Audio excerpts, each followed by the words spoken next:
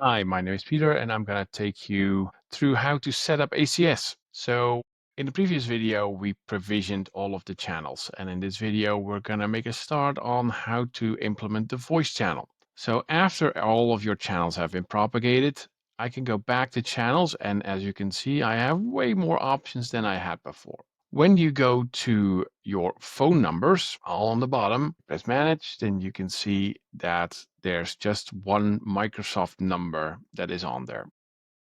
I'm on a trial that comes with setting it up. You get 60 minutes. In this case, we want to end the trial so we can add our own ACS, right? So in this case, end the trial and then we can set it up. In the meantime, we'll switch to Azure to set up the ACS and we'll come back. Let's go to Azure. Let's create a resource group. In this case, CSAS demo. Let's put it in Europe, creating that resource group. Now I need a few things to actually make this work, and we'll go through all of the steps. Now that we have this resource group, let's create an ACS instance. When you press create, you can find it under Azure Communication Service. It's this one. Press create, saying CSAS demo in the right region. Next, create. It's starting to deploy. This will take just a moment. Now in the meantime, let's set up a app registration, because to connect the ACS that we are provisioning right now, to connect the ACS that we are provisioning right now to Dynamics, we also need an app registration. To do that, let's go to Home. Let's go to Microsoft Entra. You'll find the app registrations there, and mind that you do need permissions to actually be able to set this up. I'm going to create a new registration. Let me call that CSAS demo app reg. Create a multi-tenant one or make it as wide as you want. You don't need to do any redirect URLs on this. I don't need to set up anything else, but I need a few things from this. So give it a second. It has created the application. In a bit, when we are trying to connect ACS, you will need this application ID and this tenant ID from the app registration. Now, mind a thing that people struggle a lot with, or steps that they skip, is that you do need to be an owner of this app registration. So you, the person who created this, is not automatically the owner of this app registration. You do need to be the owner. So mind, the user that is connecting ACS to Dynamics has to be the owner of the app registration. So let me set that up so we won't run into troubles in a bit. So let's see if we actually got the ACS instance as well. Go to the resource, and as you can see, it's there.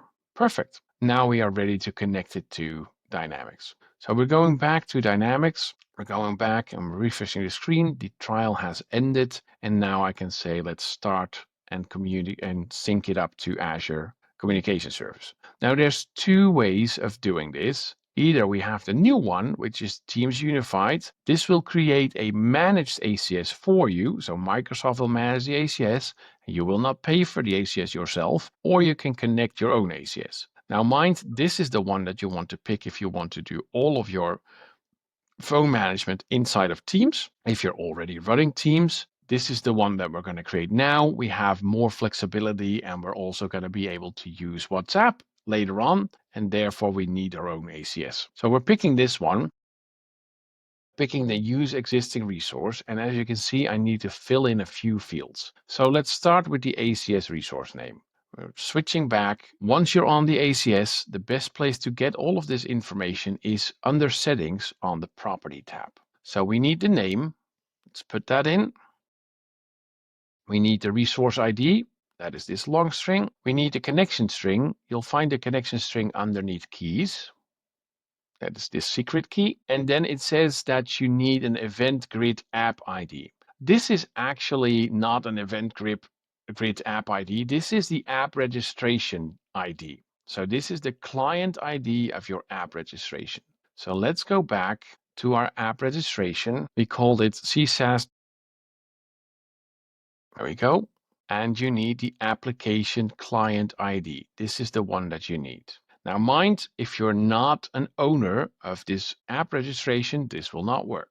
So I acknowledge and let's connect. Now this will take a minute, but again, it's connected, and from there we can add numbers later on. So let's press cancel for now. And let's refresh the screen. So once you connect it, you'll see that there's a bunch of errors saying, hey, there's a bunch of things that are not working yet because we haven't set up our proper signaling between ACS and Dynamics. To do that, we're using Event Grid. So again, go to the phone number advanced settings. If you can see, I got my ACS connected right now. So it says connected, resources connected, everything is running smoothly, but I have a few red warning signs underneath this webhook part. ACS is doing all of the recording and all of the incoming call signaling and is signaling Dynamics like, hey, there's a transcript that you can pick up or a recording that you can pick up. So it is needed to do all of this. Without this, transcription and recording won't work properly, right? So let's set this up as well. For that, I need to go back and I also need to create a event grid. So let me go back to my resource group that we created before and let me create a event grid event. Come on, event grid system topic. Grid, come on. An event grid system topic. Create one. At first, it's going to ask you, hey, you need to give a name to your event grid namespace, right? So I need to do that before. I need to set this to Azure Communication Service. I need to set this to the right subscription. I need to pick the right resource group and the right resource. And then this is the system topic name. So in this case, event grid, the system topic, CSAS demo. That is it. So with that, let's go to review and create. Let's wait just 1 second until it checks everything and press create. Give this a minute to propagate as well. Once it's done, I can go to the resource and I can create a few subscriptions. Now, the subscriptions are the things that we need to do with those webhooks. So I press event subscription and there's 3 that I need to create. I need to create one for incoming calls. In this case, I got the incoming call webhook. So I pick the event type, which is incoming call. I pick the endpoint type, which is a webhook, and I will paste the webhook that I just copied over from Dynamics. Confirm selection. Now, mind, you do need to set something else up. On the additional features tab, you want to use Microsoft Entra authentication, right? So in this case, it will be able to talk to event grid from ACS and from Dynamics. Here you need the exact same information as we had before. So in this case, I need the information that I got from my app registration. So let me duplicate this tab for just 1 second and go back to my app registration, demo app reg. I need the client ID. That is this one. Sorry, that is this one, application ID. And I need a tenant ID, and a tenant ID is listed here as well.